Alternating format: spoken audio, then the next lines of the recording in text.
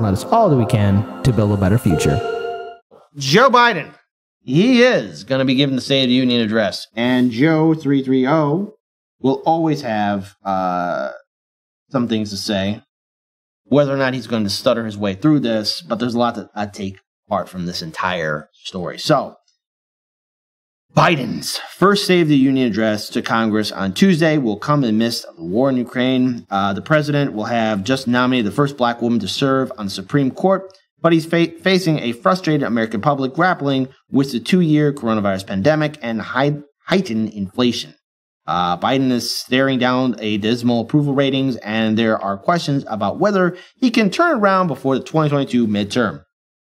So first, what's probably going to be the most dominant conversation statement in the State of the Union as a whole will be Ukraine. It's going to be milked. It's going to if he doesn't lead off with Ukraine, I will actually be shocked. Yeah, no, again, the U.S. is, of course, not going to take the side of the Ukrainian people. They're going to figure out their way to get more power of Ukraine, how to weaken Russia, how to, push their influence further through NATO into these countries. I'm sure that they're going to, after this happens, they're going to try and get more people in the EU and NATO. This will be the excuse how you have to fight big bad Russia from this.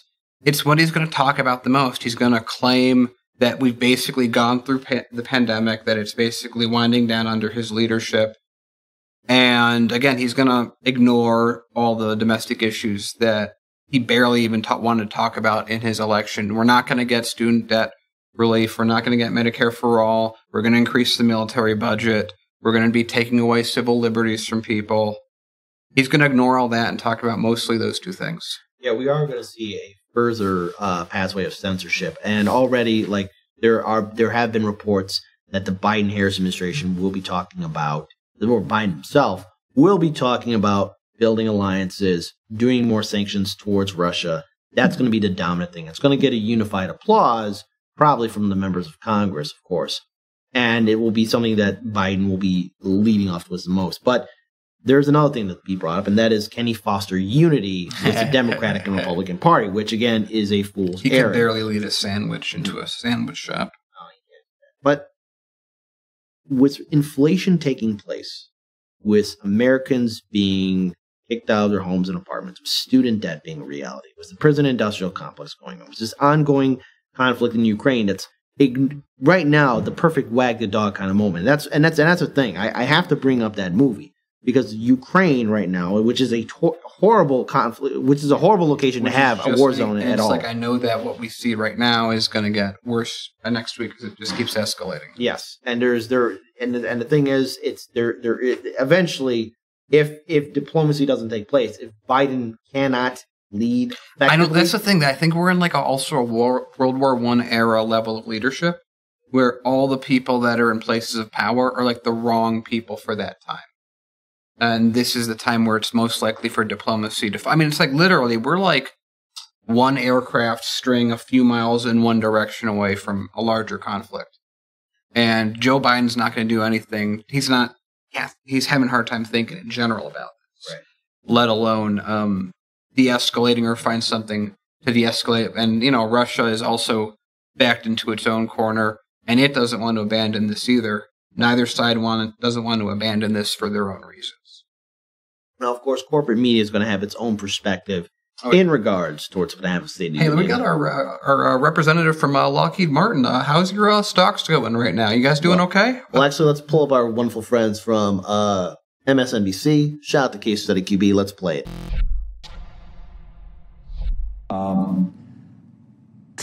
With the deficit in mind, with where inflation is, and listening to Joe Manchin say I predicted it over and over again for Build Back Better. So you got the deficit, and then a lot of the deficit spending was going to fund climate initiatives, which are now, I guess you wouldn't say that you're thinking about, that the country's thinking about abandoning them, but certainly a little bit of a back burner mentality with the resurgence of the world's dependence on old energy. And it just seems like a weird time to want a deficit spend to try to transition to renewables at this time. That's not going to fly for Build Back Better.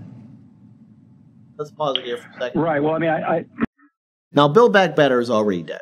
Yeah. Manchin, I already covered it on yesterday's show. He's like, don't invest in renewables. That's the one thing we got to learn about this incident. Well, no, there's a couple more things to take away from this. That is, Biden did make the promise. Him and his staff and the Democratic Party as a whole made a promise that Build Back Better was going to be done in 2021. We did reports on that. Yeah, Kira even said it here on the show that if Biden doesn't get it passed, that's fundamentally the end of any kind of credibility in his administration. We have said it too. Yeah. And the fact that that is something that will be brought up by the Republican response and also by the progressive response. Well, I'm not sure. I think we know the progressives are neutered and they're not going to do anything. If they do their own thing, it's going to be like, wouldn't it be great if we had health care but not fight for it? And Republicans are going to do what Republicans always do. Yeah. Let's play the rest of the video. I'd be surprised if the president uses the term Build Back Better tonight or ever again. It has been, objectively a pretty failed messaging strategy. What you could see, though, is some of those climate provisions, sort of rebranded into a supply chain narrative, also getting off foreign oil, cutting Putin off at the knees with oil and gas. Obviously, that's a much longer time frame going down. The climate change provisions, though, from a domestic political standpoint, a real sort of issue for progressives who have lost out on most of the other provisions that are still circling in this sort of inflation Frankenstein type bill. So just from a sort of domestic political consideration, yes, to your point, Manchin is sort of the vote of all votes, but you do still need to get the bill through the House. So if there is a bill, the climate provision's very likely to be included in that bill. But there's about 3 months to go. The progressives are kind of on the run, I think, right now, especially with, what do we got, 32 total now for Democrats that aren't even... Tlaib is giving a response to the to the State of the Union. Let's get rid of prisons within 10 years. I don't know, where's Son of Sam going to be if he's still alive? We don't really... We got to keep him somewhere, right? Guantanamo, maybe. I don't know. Damn. Okay, well, again, what a good comeback. What's Son of Sam going to do? Well, first of all, the progressives are, right now, this current iteration of the progressives in the Democratic Party aren't going to do a damn thing. Now, Rashid Tlaib is going to be the progressive response towards Biden, and the thing is, the progressive response towards Biden should have always been antagonistic and challenging him from the very beginning his administration came to power. What do you think the chances are the progressive response is going to be a kiss-up?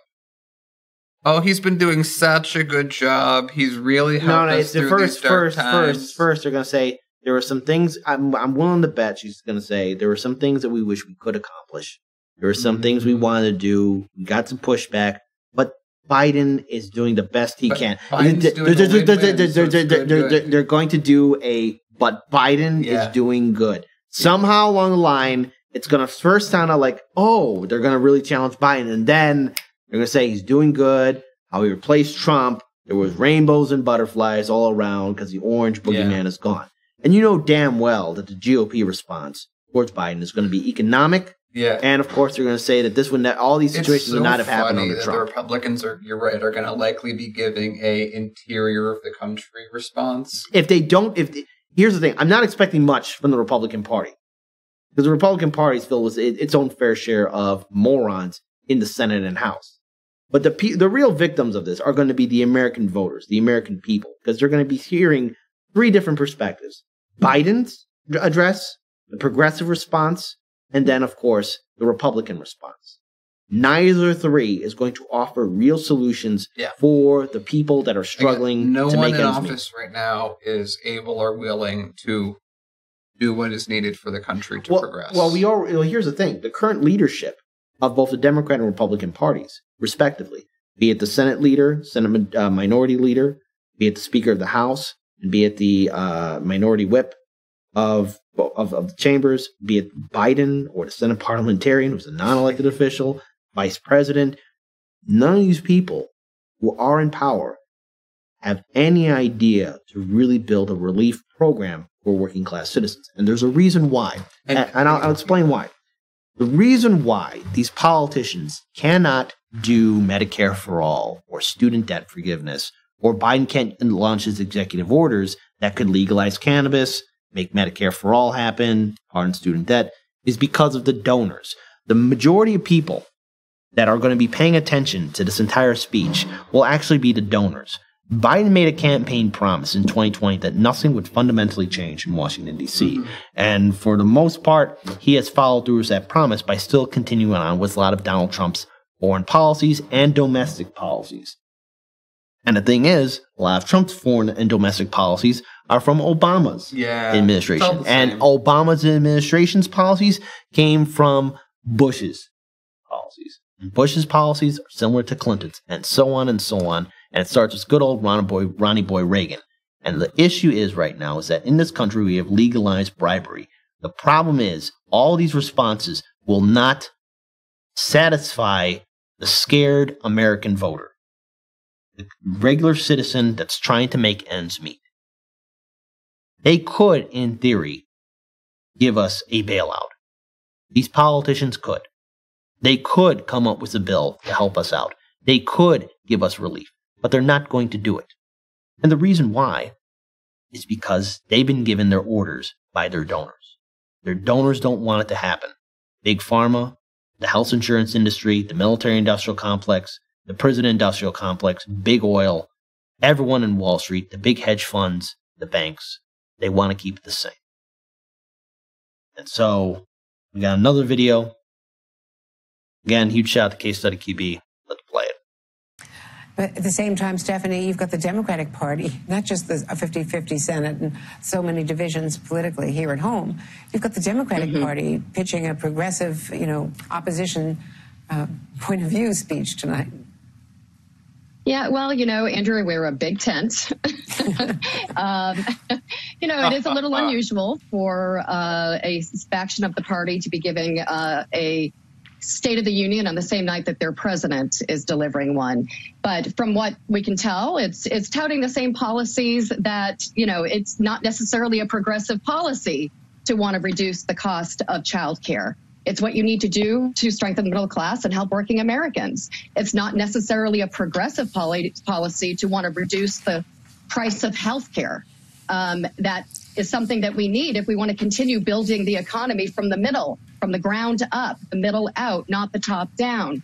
So from what I can tell so far, these messages are very much in line where most of America is. But I think most Americans are going to.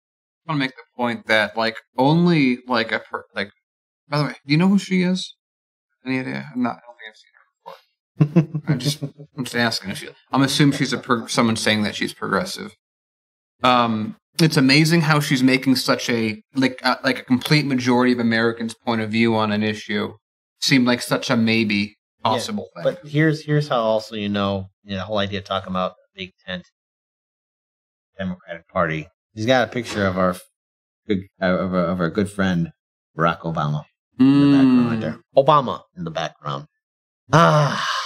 And I'm pretty sure there's a lot of campaigns. See, this is what I'm talking. It's like they're indistinguishable from each other on a macro scale. Yeah, because imagine because here's the thing: you could expect any kind of Republican pundit or Republican politician either having a framed picture of George Bush Sr., definitely Ronald Reagan, Ronald Reagan, or George Bush Sr., George Bush Jr., or even, dare I say it, even Trump himself, because that's how predictable all these politicians are. We know the elites and how they're acting, and we know that's different from everyone else. And again, it's like we got to recruit Democratic voters to what we want. We can't just condemn entire groups of people because of what their leadership is doing. Now, again, if Biden doesn't lead off with Ukraine, I'll be surprised, and I'll be paying attention to what he's going to be saying.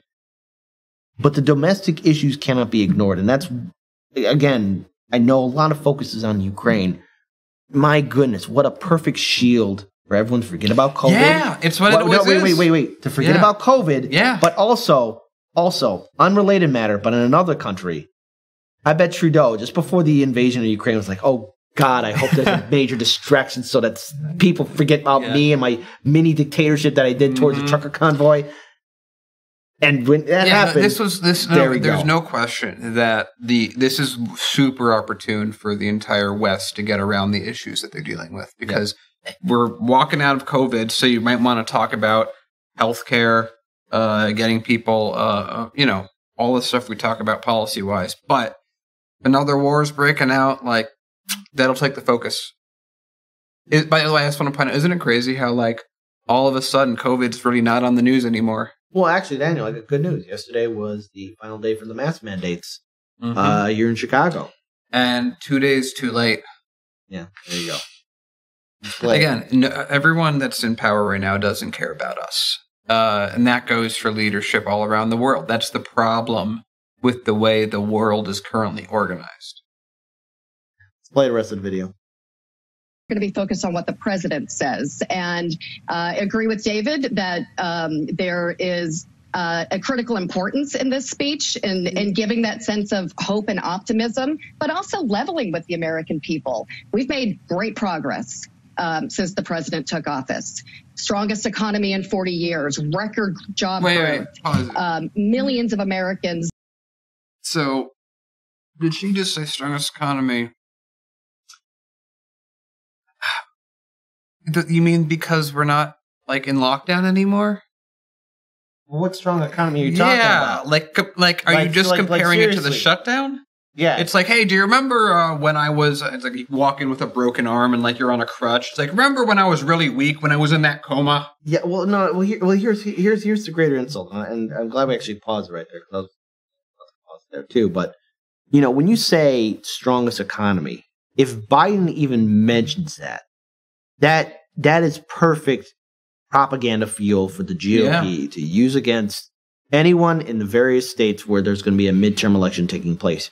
Because we have covered on this show, as have numerous other independent media networks, how Americans are being evicted from their homes and apartments, how their homes are being foreclosed on, how small business owners are losing everything. What is it? Over a third of small businesses have closed. Yes. That is, and look, we are also small business. When the lockdowns took place, and even going on to 2021 during Biden's first year in office, that was a kick in the gut for us. In 2019, way different year.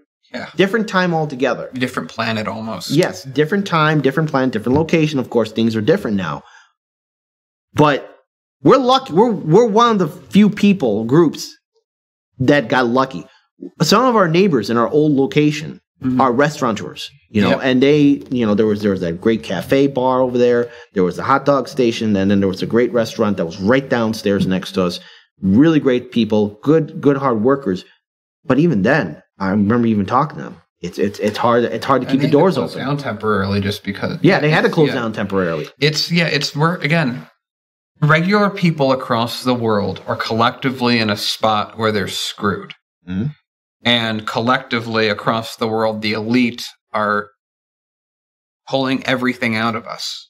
I also want to bring out a few people in the chat. So Steve Wolfbrand says the economy is strong for the 1% only.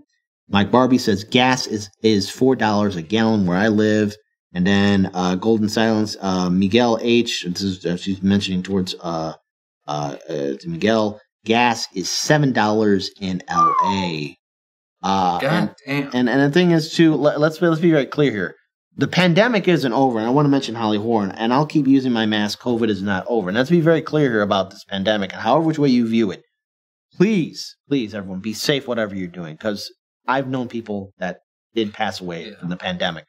And the thing is, we're not out of the woods yet, but notice again the shift in tone, because I'm willing to bet the pandemic will not be front and center. No, they're going to move on from it for now. Ukraine, I'll be surprised if he doesn't bring up Ukraine. Yeah. The pandemic will be brought up. Yeah, we already know how all this is going to play out. Yeah. It's like it's the same way it always plays out. After Ukraine, it'll be something else, and after that, it'll be something else, and then we'll have to invade somewhere, so it's something else. And I also got to bring up Soul Construct says, I don't want to brag about going to expensive places. I just left a gas station. Well, hey, big spender. We're now paying European prices for fuel. Yeah, and again, too, look, because again, our audience is all over the country, and throughout the country, I think we all have seen a lot of good people suffer. and our politicians fail. And this a lot of this onus is on the Democratic Party right now, because in 2020 there were promises made that things would be different once the orange boogeyman is gone. Now, I don't know how 2024 will play out. We mentioned you mentioned, oh hey, imagine this rhyme in your head: Biden, Clinton, and Bernie running. That's a nightmare. But I could see also on the other hand too, Trump running again too. Mm-hmm. And I don't want to see. I really don't want to see none of those four jagoffs step a foot in the ring. Now, what I want and what's going to happen are two different things altogether. Yeah. But this State of the Union, America's not. All eyes are. I'm going to be. I have to pay attention to this nightmare because I'm going to probably have to talk about it tomorrow and how Biden might royally screw this up.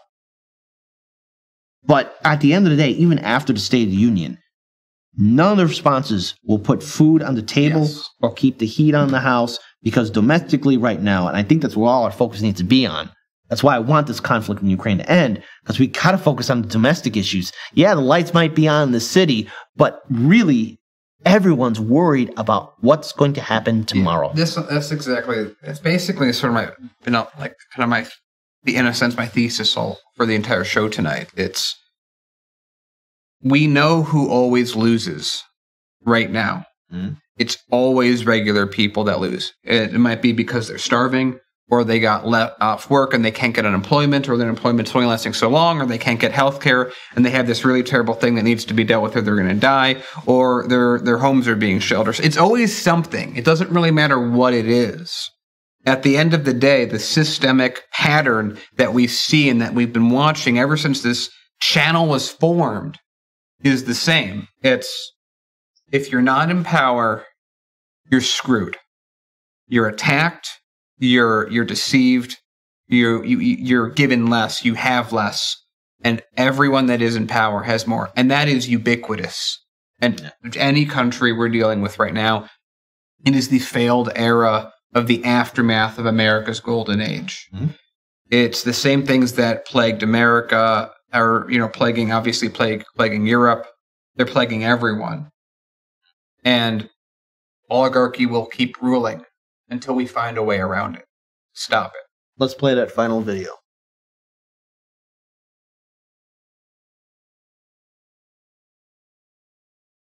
Who does the president focus on tonight? The progressives, the liberals, or the centrist Democrats? By every indication, they'll continue to double down on the progressives, and that's where they've been for the last year. Even the decision to nominate Judge Brown Jackson over the more, who I think will get confirmed and is highly qualified, but over Judge Childs, who was preferred by Biden's primary savior, Congressman Clyburn, and Republican Senator Lindsey Graham of South Carolina, shows continued fealty to the progressive line. I don't see that changing, frankly. And again, they could skate to the puck and kind of flip the script and on this, but I don't see them doing it tonight. There's no indication that they will. Hey, Terry. Who does the president focus on tonight? The progressives, the liberals? So that's Fox News' perspective on everything. But no matter how this state of disaster, state of chaos will play out, the midterm will be the canary in the coal mine for how 2024 will play out. And one person in particular is going to be paying attention to it if there's going to be a world in 2024. If everyone keeps their heads cool, will be Trump. He will be a factor in all of this. Right now, until I see otherwise, Trump is in the lead in my head. Yeah. Until something else happens, or unless Republican voters get tired of him, but I don't see that happening. Again, the Owls are going to keep switching back and forth as they always do. So the final note for this story, you're going to get an update for tomorrow. We'll be talking about on Wednesday's show, but it's not looking good for Biden or the Democrats.